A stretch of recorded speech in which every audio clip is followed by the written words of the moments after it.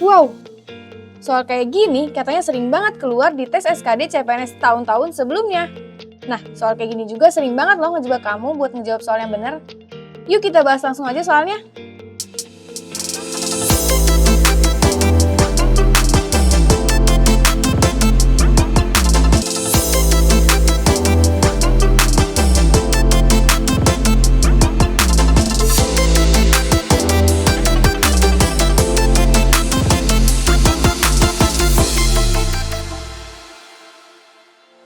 Assalamualaikum warahmatullahi wabarakatuh. Halo teman-teman pejuang CPNS di seluruh Indonesia. Baik lagi nih bersama aku, Kanisa. Kita hari ini akan belajar soal tes wawasan kebangsaan yang berkaitan dengan bahasa negara atau bahasa Indonesia. Nah, kira-kira kayak gimana sih soalnya? Yuk kita mulai aja. Let's go! Oke teman-teman, yuk kita mulai masuk ke soal pertama ya. Di sini mengenai penggunaan tanda baca seru nih. Nah, ini soalnya sering banget nih keluar di tes SKD CPNS. Penggunaan tanda baca seru yang menyatakan perasaan atau emosi terdapat pada kalimat A. Cepat datanglah kemari. B. Benar Bu, saya tidak mengambil uang itu. C. Aku tidak percaya lagi semua ucapanmu. D. Wow, indah sekali pemandangan di sini. Dan E. Kerjakan tugasmu dengan baik. Nah teman-teman, di sini kan yang ditanyakan adalah penggunaan tanda baca seru yang menyatakan perasaan atau emosi. Kira-kira nih, dari opsi jawaban yang ini, yang ada di sini, yang mana sih teman-teman? Kita bahas satu persatu ya. Di sini nih, yang A. Cepat datanglah kemari. Apakah ini menggambarkan kalimat yang menyatakan perasaan atau emosi? Tidak ya teman-teman. Karena ini adalah kalimat yang menyatakan perintah nih teman-teman, untuk datang kemari. Jadi bukan jawabannya. Kemudian yang B. Benar Bu, saya tidak mengambil uang itu. Nah, apakah ini merupakan kalimat yang menyatakan perasaan atau emosi?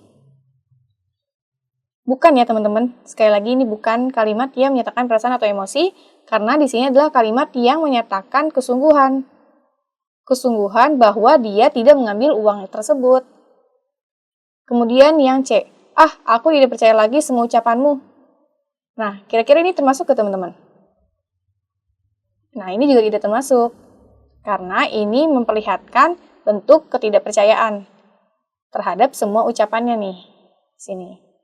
Kemudian yang E, kerjakan tugasmu dengan baik. Nah, kira-kira teman-teman, apakah ini termasuk ke dalam kalimat yang menyatakan perasaan emosi?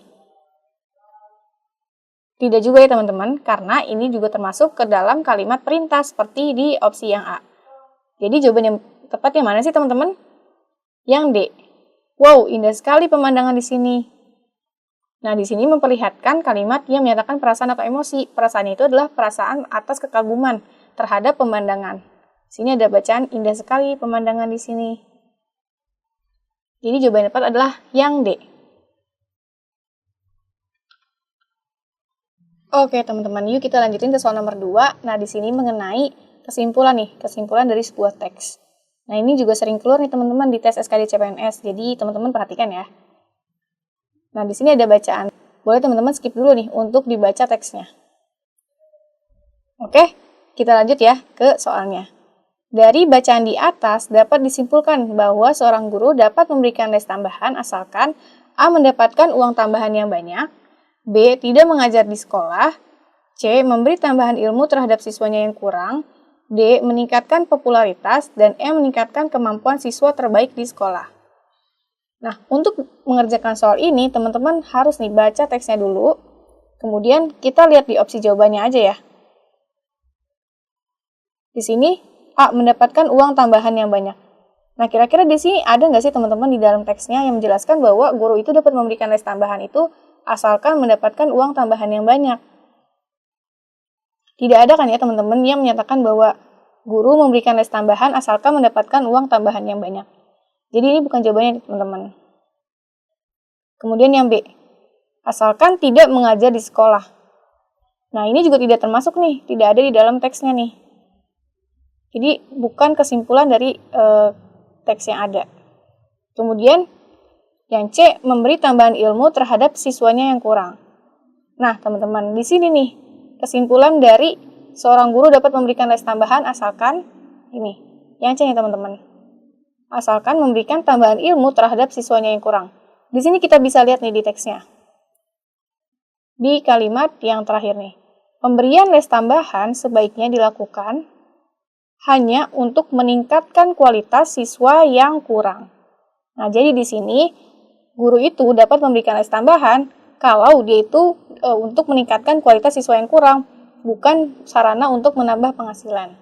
Jadi, jawaban yang tepat yang mana? Yang C, itu seorang guru dapat memberikan les tambahan asalkan memberikan tambahan ilmu terhadap siswanya yang kurang. Maksud siswanya yang kurang ini merupakan kualitas siswanya ya, kualitas siswa sebagaimana yang ada di paragraf ini nih, teman-teman.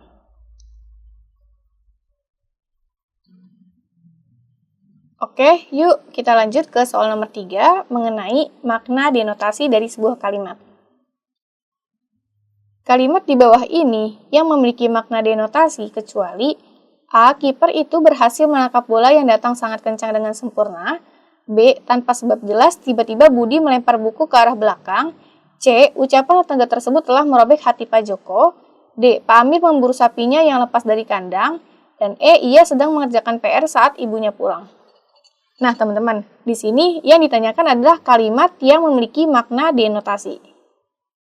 Apa sih teman-teman maksud dari makna denotasi? Jadi, makna denotasi itu merupakan makna yang sebenarnya dari sebuah kalimat. Nah, di sini teman-teman, berarti yang ditanyakan adalah kalimat yang memiliki makna yang sebenarnya nih. Tapi ingat nih, ada kecuali nih teman-teman. Berarti di jawaban yang kita pilih adalah kalimat yang tidak memiliki makna yang sebenarnya. Kita lihat di yang opsi yang A ya. Kiper itu berhasil menangkap bola yang datang sangat kencang dengan sempurna. Nah, apakah ini memperlihatkan makna yang sebenarnya? Iya, benar teman-teman. Ini memperlihatkan nih makna sebenarnya dari sebuah kalimat. Karena berhasil menangkap bola. Berarti kan si kiper itu menangkap bola ya, yang datang dengan kencang kepada dirinya dengan sempurna nih dia nangkapnya. Berarti dia termasuk ke dalam kalimat dengan makna denotasi. Kemudian yang B, tanpa sebab jelas, tiba-tiba Budi melempar buku ke arah belakang. Nah, kira-kira menurut teman-teman ini makna sebenarnya nggak sih? Iya, benar. Ini makna yang sebenarnya dari sebuah kalimat. Karena Budi melempar buku ke arah belakang. Kemudian, kita yang ke opsi yang D ya. Pak Amir memburu sapinya yang lepas dari kandang. Nah, ini juga termasuk nih teman-teman ke dalam kalimat yang memiliki makna denotasi. Karena Pak Amir itu memburu sapinya yang lepas dari kandang atau mencari sapinya yang lepas dari kandang. Kemudian yang E, ia sedang mengerjakan PR saat ibunya pulang. Nah, ini juga termasuk ke dalam kalimat yang memiliki makna denotasi karena dia mengerjakan PR-nya ketika ibunya pulang. Jadi, kalimat yang tidak memiliki makna denotasi adalah yang mana? Yang C. Ucapan tetangga tersebut telah merobek hati Pak Joko. Nah, di sini nih, merobek hati Pak Joko. Merobek hati Pak Joko ini kan tidak termasuk ke dalam makna denotasi ya, karena maksud dari merobek hati Pak Joko itu adalah menyakiti hati Pak Joko. Jadi, ucapan tetangga tersebut telah merobek hati Pak Joko artinya ucapan tetangga tersebut telah menyakiti hati Pak Joko. Jadi, kalimat yang tidak mengandung makna denotasi adalah yang C. Tunggu dulu teman-teman. Sebelum aku lanjut ke soal selanjutnya, yuk bantu channel ini agar terus berkembang dengan cara klik like, komen, dan juga subscribe. Dan untuk teman-teman yang saat ini mengikuti CPNS 2023 dan teman-teman pengen banget nih sharing seputar CPNS 2023 mulai dari bahas soal, bahas tips and trik mengerjakan soal CPNS, bagaimana sih mengerjakan soal CPNS dengan cepat, karena kan dalam mengerjakan soal CPNS ini ada waktunya ya teman-teman. Bisa banget nih teman-teman tanya ini di grup ini nih. Dan tentunya secara gratis. Jadi jangan lupa ya gabung ke grupnya. Aku tunggu. Yuk gabung yuk. Oke teman-teman. Yuk kita masuk lagi ke soal yang nomor 4. Nah, di sini ada teks lagi nih teman-teman, teks panjang. Bisa teman-teman skip dulu ya untuk tahu teksnya. Oke, kalau udah, yuk kita bahas. Kata yang ditulis tebal seharusnya A tidak perlu diperbaiki, B Gojek, C ada strip Jack, D Gojek dengan G kapital di depan, dan E Gojek.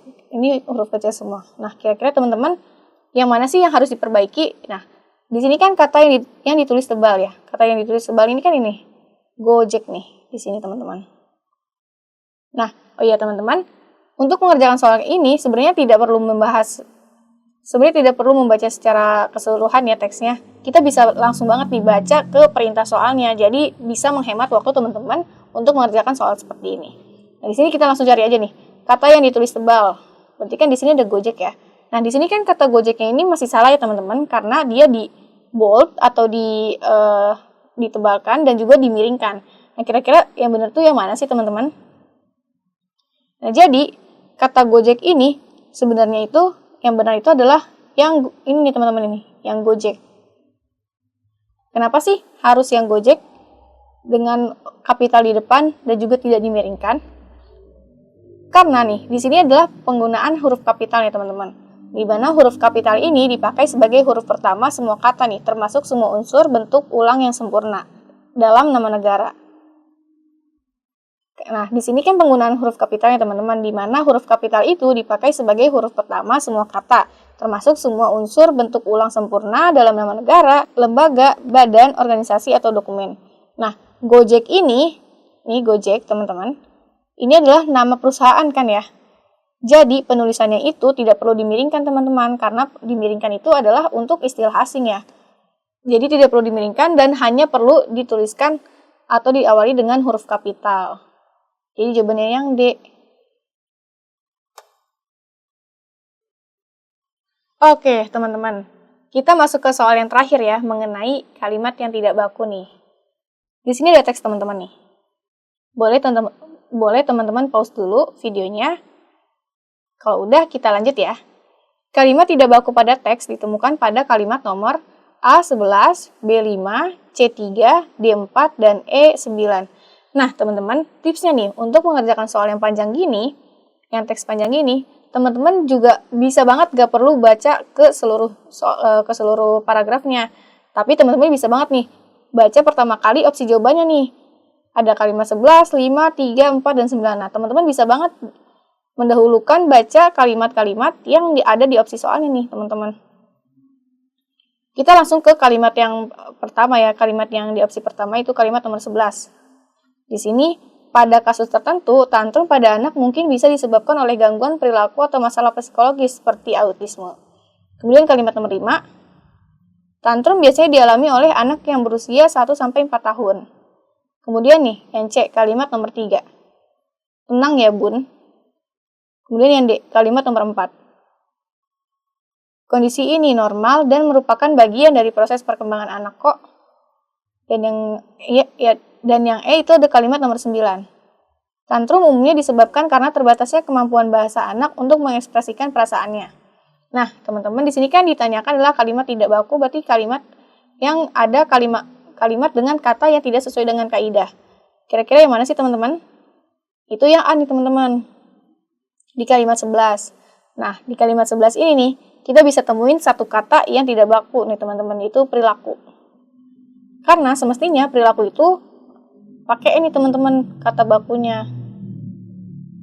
Perilaku.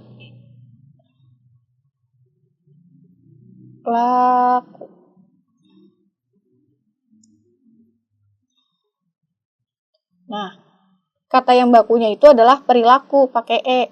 Bukan perilaku. Jadi, di sini kalimat yang tidak baku itu ditemukan di kalimat yang 11, teman-teman. Jawabannya yang A. Oke, sekian pembahasan mengenai soal tes wawasan kebangsaan yang berkaitan dengan bahasa negara. Nah, untuk teman-teman, aku mau ngingetin sekali lagi, jangan lupa gabung ke grup berikut. Karena di grup tersebut, teman-teman bisa banget dapat banyak manfaat seputar CPNS 2023. Aku tunggu ya di grupnya. Oke teman-teman, sekian pembahasan dari aku. Terima kasih sudah menonton video ini. Sampai bertemu lagi di bedah soal selanjutnya.